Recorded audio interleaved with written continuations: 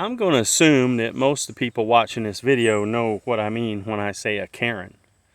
That's somebody that caring way too much about somebody else's business.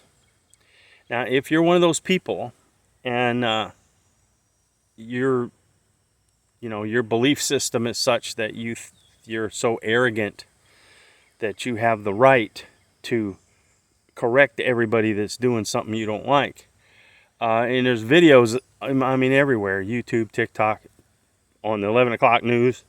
You're going to see Karens doing things that they can only get away with here.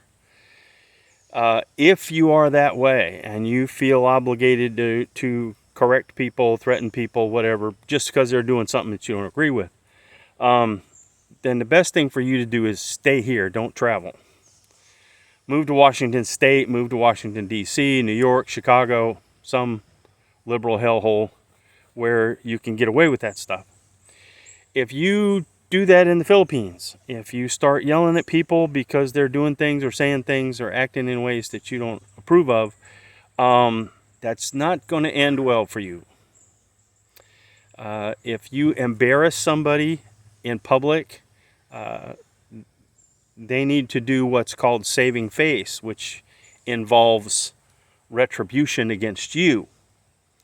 So, yeah, you don't want to do that. Because in the Philippines, divorce is illegal. Cheating on your spouse is illegal.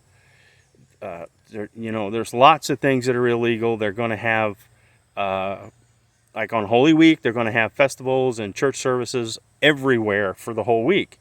Well, if you don't like that, if you're an atheist or whatever, don't say anything, because you're going to be in a whole lot more trouble than you know what to do with fast. If you go to East Africa, the places I go, and you see a woman walking down the road carrying something big heavy on her head, and she's got an armload of stuff, and she's got a baby on her back, and her husband's walking next to her, he's not carrying anything. That's the way it is. That's their culture. That's their thing. It's none of your business.